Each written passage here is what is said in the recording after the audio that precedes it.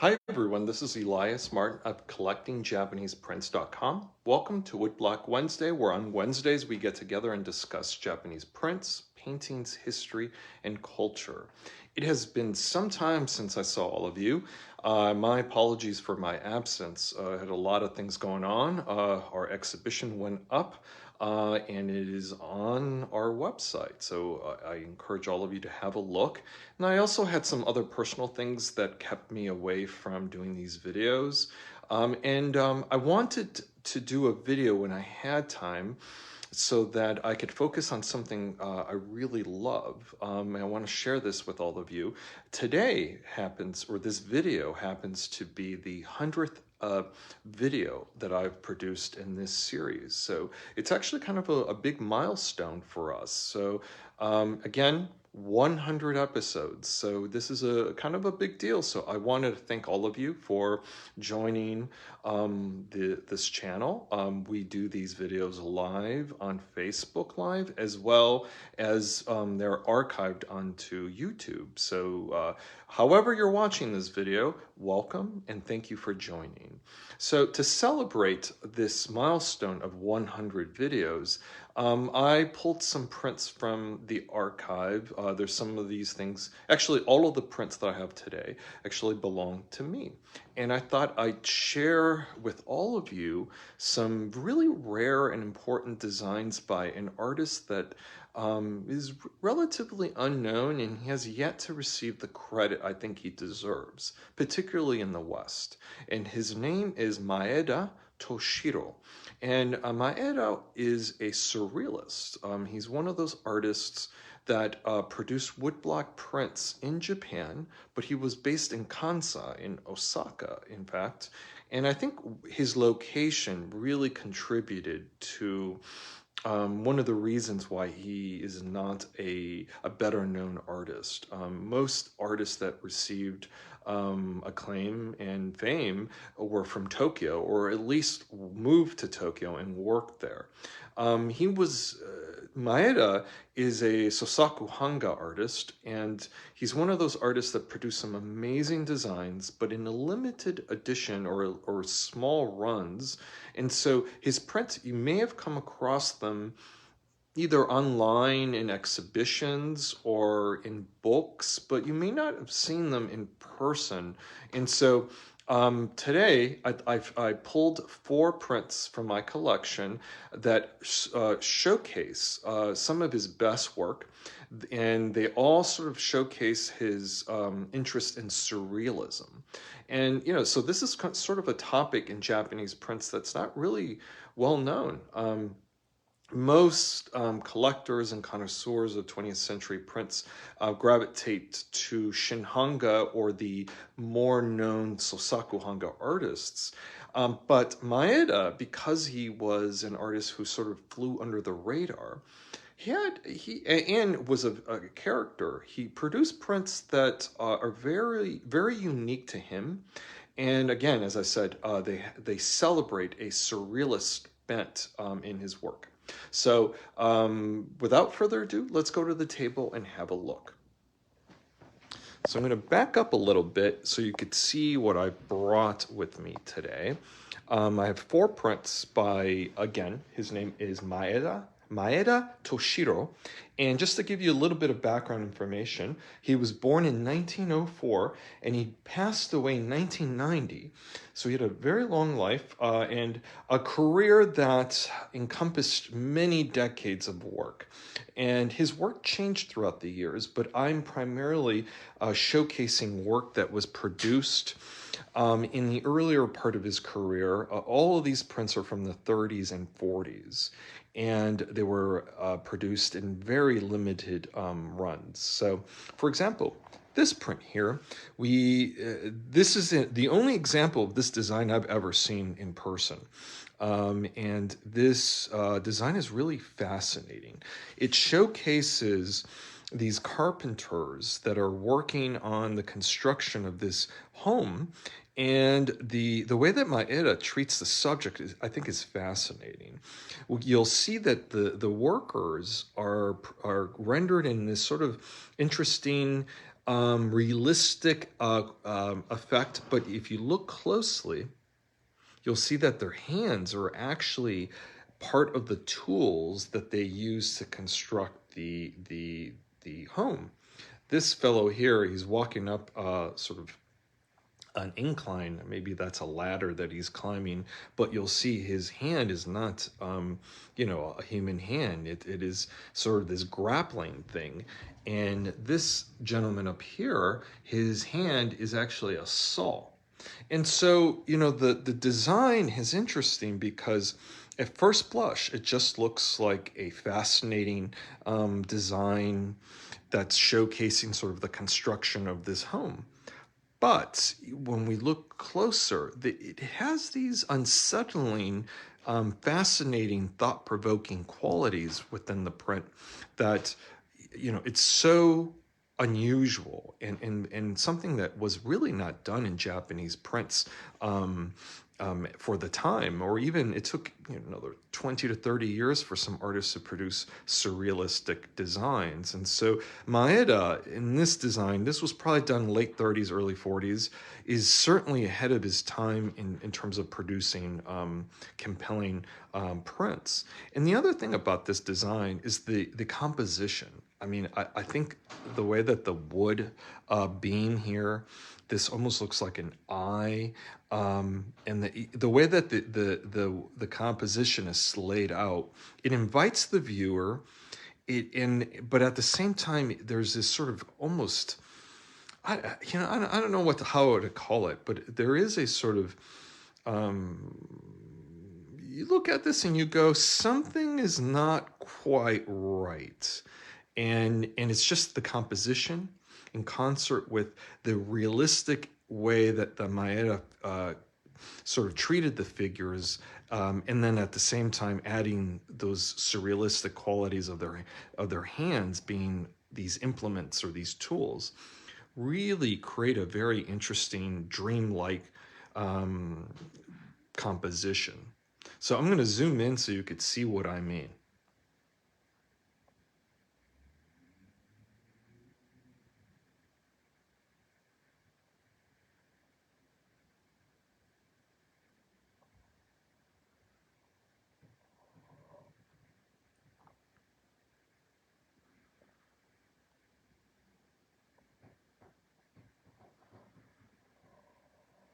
This design has a really strong three-dimensional quality to it. You really do feel like you're walking into this site.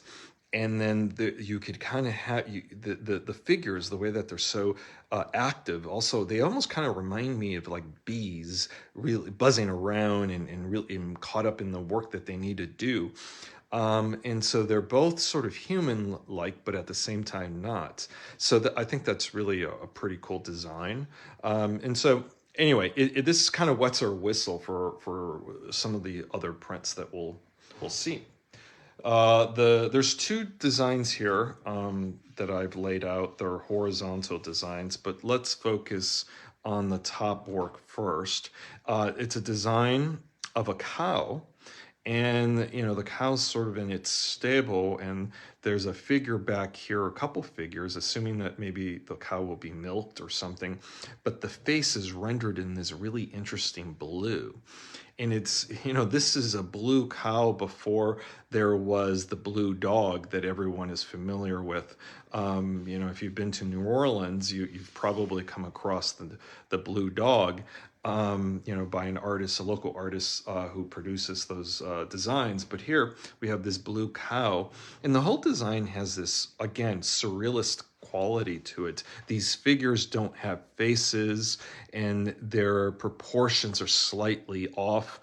And the way that the face of the cow jets out of the design, it's very three-dimensional, it's very eye-catching, and certainly, when you look at this, the first thing that you think of is not a Japanese print from the late 30s, early 40s. It is very advanced, forward-looking artistically. So I'm going to zoom in so you could see the details.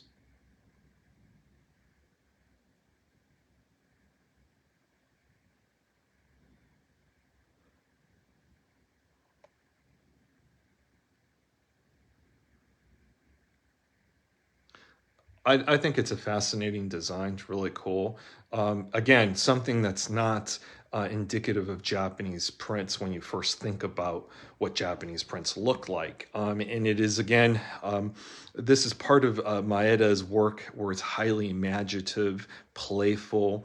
And again, he was an artist who worked in Osaka, and so he was relatively unknown. He didn't have the pressure of what print should look like, and he explored all kinds of different topics and subjects. So now I'm going to move down a little bit so you could see the next print.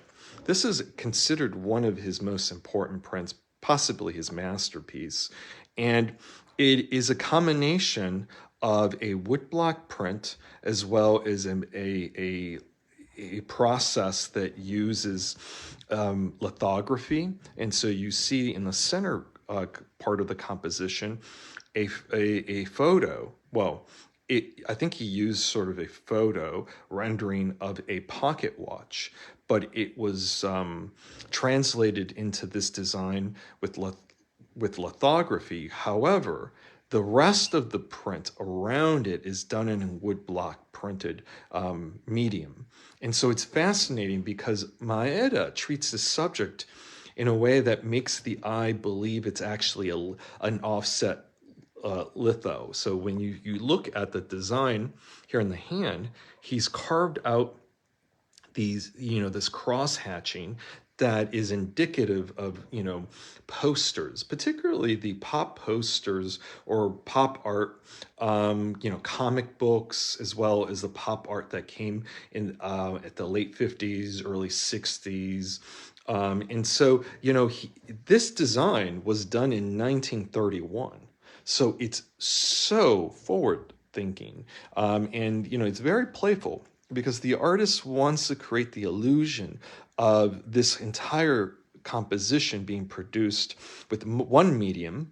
And he, of course, carves out the block of the wood block in a way to produce the effect so that the eye reads it that way. But it is, in fact, not just a lithograph.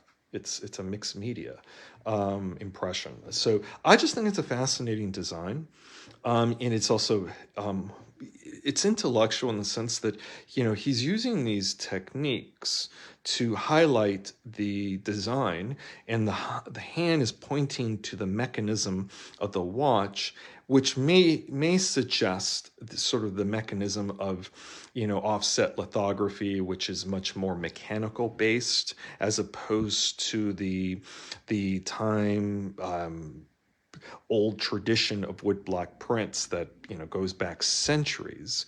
And so there's an interesting conversation about how this work is done, as well as what that might mean. And of course, the 30s was an interesting time in Japan.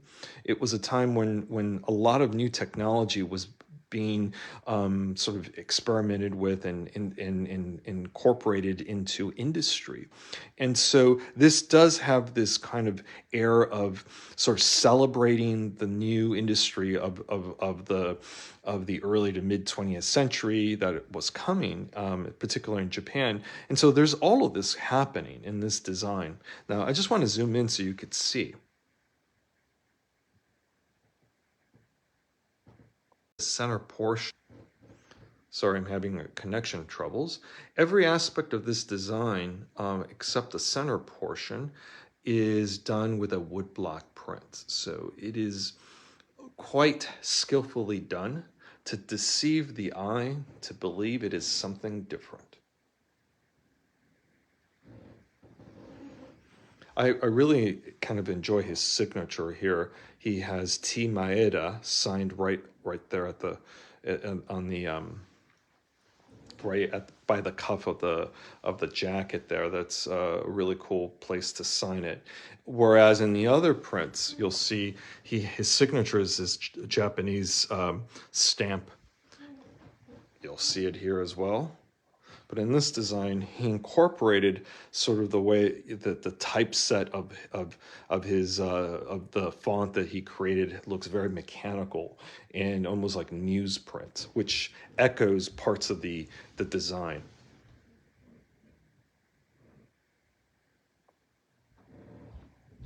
And the last work I want to show is a really interesting composition that sort of, I think, looks back at Cubism. This work was also done in the probably late 20s, early 30s, right around the time this work was done. And in Japan, this was the 30s sort of celebrated this sort of cubism that was coming in. A lot of artists were experimenting with sort of cubist ideas. And so what we have here is a design that's pretty much inspired by the work of Braque, even Picasso, but more Braque I see in this composition. We have, of course, a pipe that you often find in these designs with this really interesting sort of vase or some sort of, well, I see it almost as a vase with that's raised up with a surface where you could put fruit. And you'll see grapes and I think that might be a peach and other fruit there with an interesting design of a glass that's been sort of carved out of glass. It's a hand cut glass that you find in Japan. But it's interesting because it has that cubist quality to it and shows different angles of the glass all at once, which, it's a feature of Cubism. And then we have here these butterflies that are on top of, I think this is a book that's sitting like next to the vase. And then the butterflies are often associated with the surrealists. And so this is a motif that I'm sure he borrowed and was thinking about when he incorporated it into the design. Of course, this checkerboard design, which is basically a tablecloth, that is really beautifully done and incorporated quite well within the entire composition. Then we have here his signature, again, very similar to the signature right there.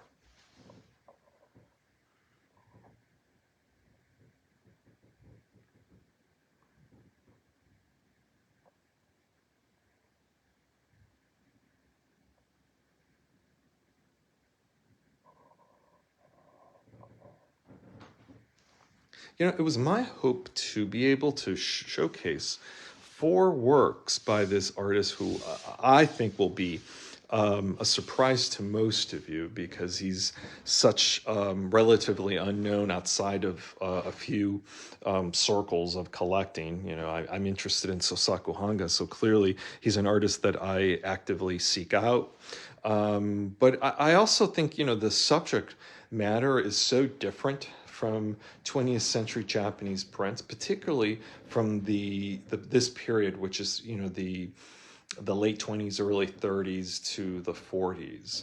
He was very active in this time, and he had a day job. So these prints were not produced necessarily for commercial purposes.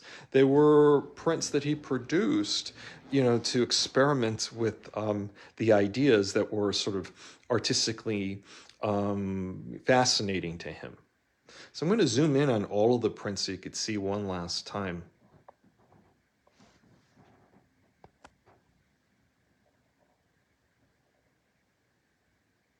This work of all of them is dreamlike.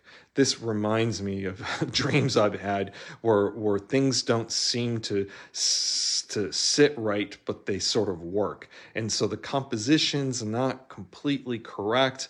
It's angled in different ways. It leaves the viewer sort of slightly off kilter, but the design works. And so I think it's so fascinating.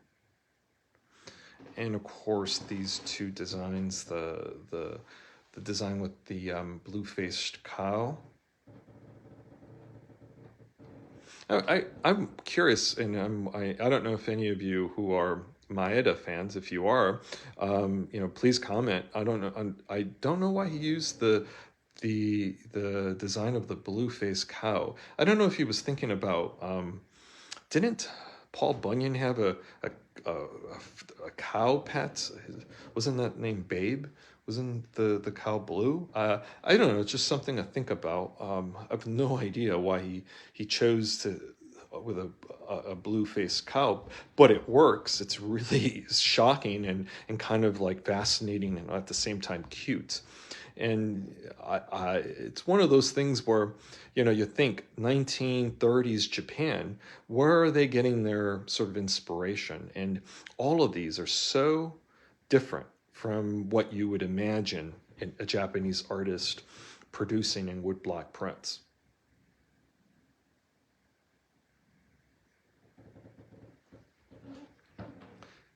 For those of you who are collectors of Shinhanga or are familiar with Shinhanga prints, imagine the designs that were being produced by Hasu and Yoshida. They're so different from this work.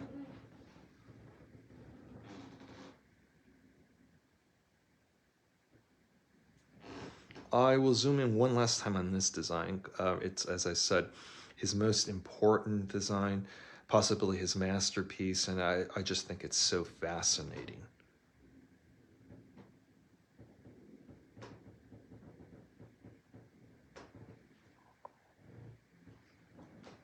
And of course, one last thing before we adjourn, the scale of these prints is rather large. The smallest one, which is this work, is about it's larger than an Oban size print. And so basically, these are large scale prints produced by the artist for his own purposes, his own artistic purposes, and of course, Sosaku Hanga prints of this time were not produced for commercial purposes. They were more artistic projects that the artist wanted to engage in and sort of, play around with these artistic topics. So, surrealism was definitely something that Maeda was interested in, and see how this played out in these 4 prints.